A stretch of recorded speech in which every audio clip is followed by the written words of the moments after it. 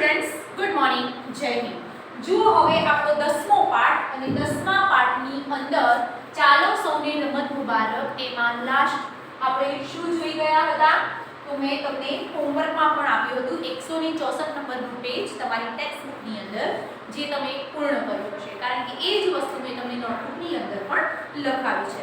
અને હવે એના પછી આગળ એક સરસ મજાનું ગીત છે, કેવી મજા, બરાબર? આમ જૂનું ગીત છે, પહેલા ભણવામાં આવતું, પણ હવે ફરીથી એ જ ગીતને ટેક્સ્ટબુકમાં ફરીથી મૂક્યું છે એનસીઈઆરટીની બુકમાં।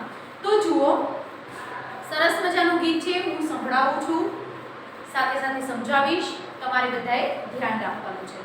અમે ફેર ફુદરડી ફરતા હતા, અમે ફેર ફુદરડી ફરતા હતા, ફેર ફુદરડી ફરતા ફરતા પડી જવાની કેવી મજા, ભાઈ પડી જવાની કેવી મજા।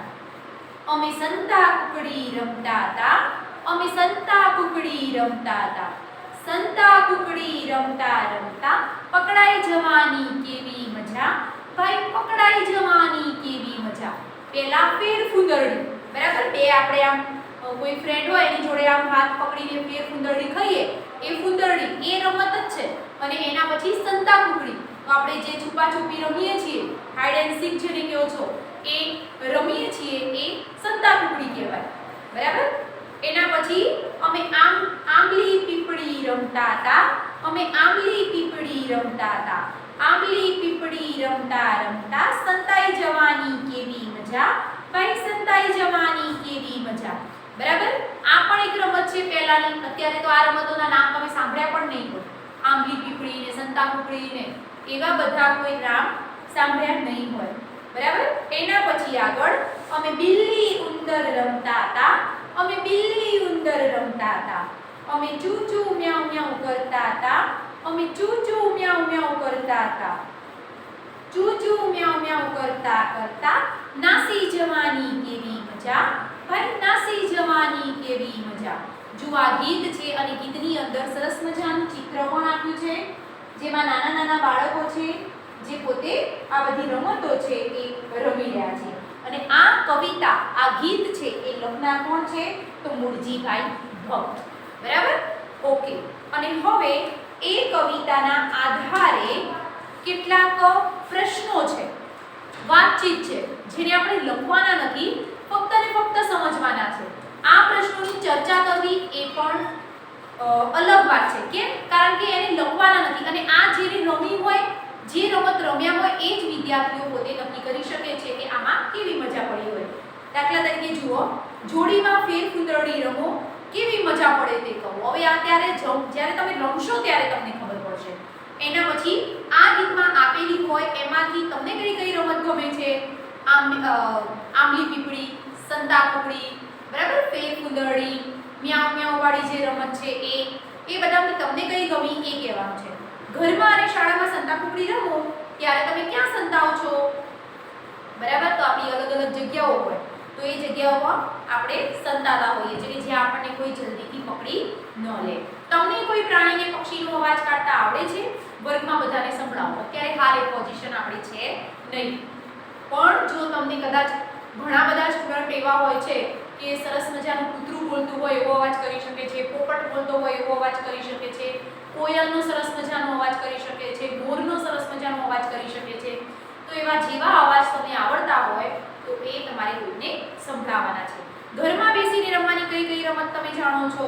ચર્ચા કરવાની છે। બિલ્લી ઉંદર રમવામાં તમને શું બનવું ગમે?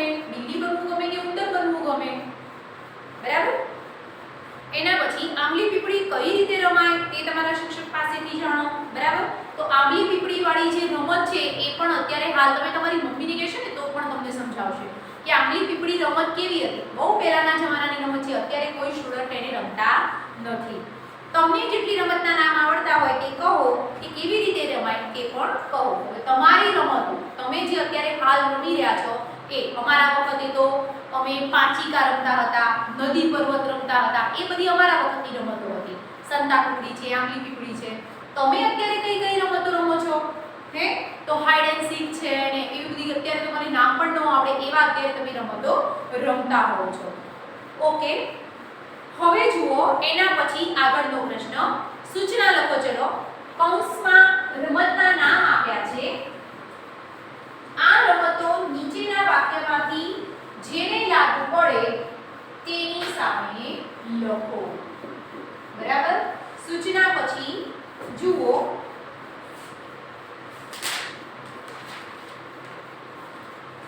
સૌથી પહેલા કૌંસની અંદર કઈ કઈ રમતો આપી છે? કબડ્ડી, આંબલી પીપળી, સંતા કુકડી, પાંચિકા, ચોર સિપાઈ.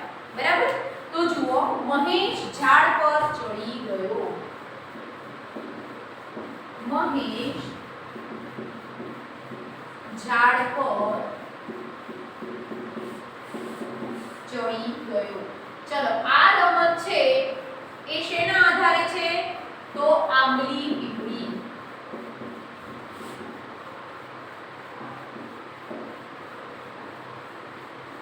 બરાબર. એના પછી 2 નંબર, છાયા ખાટલા નીચે સંતાઈ ગઈ. છાયા ખાટલા નીચે સંતાઈ ગઈ. ચલો, સંતાઈ ગઈ એટલે એ કઈ રમત હોઈ શકે? સંતા કુકડી. એના પછી 3 નંબર, રૂપા એક જ શ્વાસે કંઈક બોલી ગઈ. રૂપા એક જ શ્વાસે કંઈક બોલી ગઈ. એક જ શ્વાસે બોલીએ એવી કઈ રમત છે? તો કબડ્ડી, જેમાં બિલકુલ શ્વાસ રોક્યા વગર જ્યાં સુધી આપણે સામેના કોઈ હરીફને આઉટ ન કરીએ ત્યાં સુધી સતત કબડ્ડી કબડ્ડી કબડ્ડી કબડ્ડી એવું આપણે બોલતા હોઈએ છીએ. કૈરવીએ ચોરને પકડી પાડ્યો. કૈરવીએ ચોરને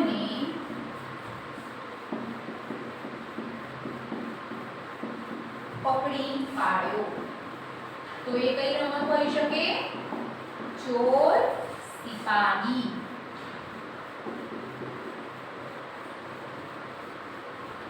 એના પછી આગળ 5 નંબર, પૂજા કચુકા ઉછાળે છે.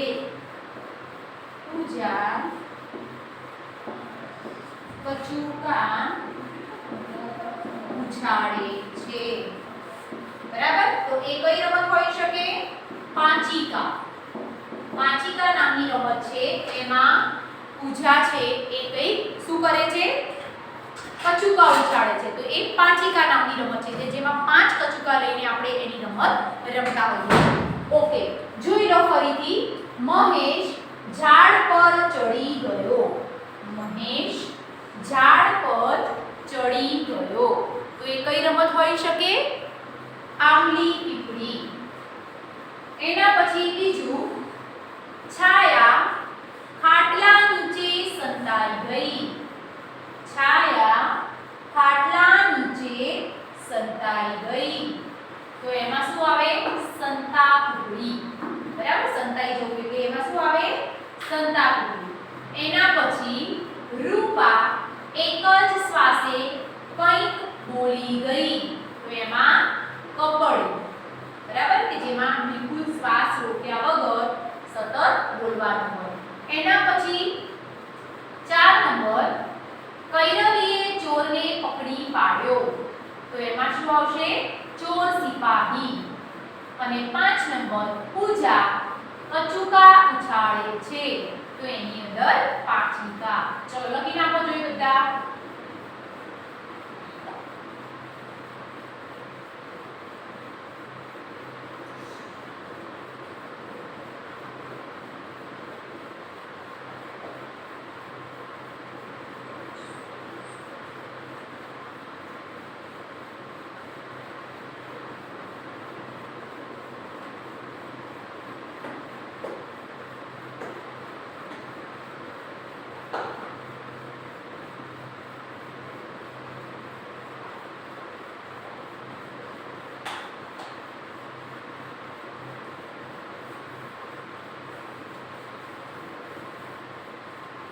ચલો, લખાઈ ગયું. ઓકે, હવે એના પછી આગળનો પ્રશ્ન જોડકા.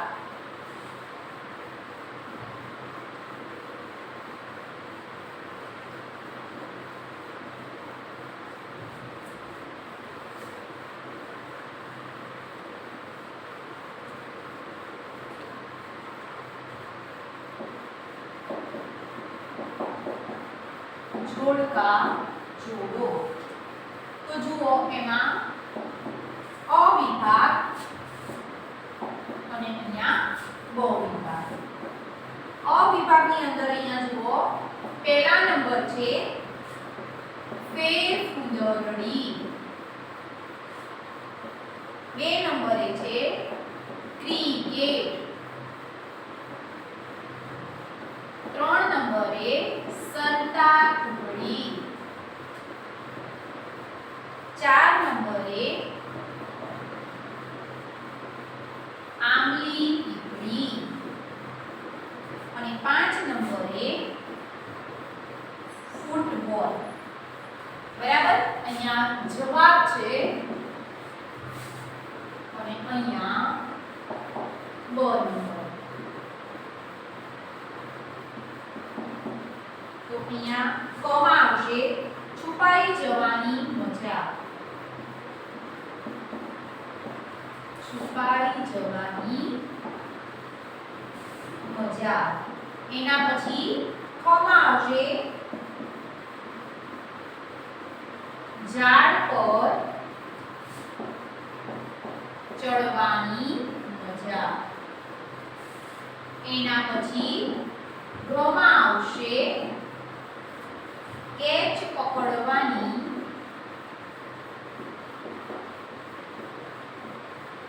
મજા. મોટા ગમાં આવશે ગોલ કરવાની મજા. ચમાં આવશે ગોળ ગોળ ઘૂમવાની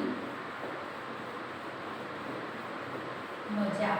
ચલો, કઈ રમતમાં કઈ મજા આવે એ લખવાનું છે આપણે. બરાબર, ફોર એક્ઝામ્પલ ફેરફૂંદરડી, તો એમાં કેવી મજા આવે, શેની મજા આવે, તો ગોળ ગોળ ઘૂમવાની મજા આવે. બરાબર, એવી જ રીતે ક્રિકેટ, ક્રિકેટમાં શેની મજા આવે, તો કેચ પકડવાની મજા આવે. બરાબર, કોઈકનો દાવ ચાલતો હોય તો સૌથી મજા શેમાં આવે, કેચ પકડવાની. એના પછી સંતાકુકડી, તો છુપાઈ જવાની મજા આવે. બરાબર, એના પછી આંબલી પીપળી, તો ઝાડ પર ચડવાની મજા આવે. અને છેલ્લે ફૂટબોલ, તો એમાં શું મજા આવે, ગોલ કરવાની મજા આવે. બરાબર, દરેક રમતો, આ રમતોમાં તો તમને ખબર પડી જશે. બે ત્રણ રમતની વાત કરતા ક્રિકેટ, ફૂટબોલ એ બધી તમારા સમયની અત્યારની જ રમતો છે.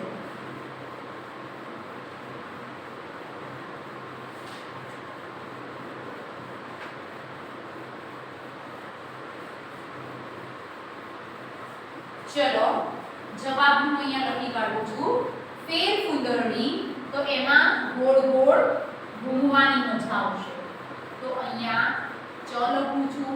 એના પછી ક્રિકેટ, તો કેચ પકડવાની મજા, તો ગ લખવાનું.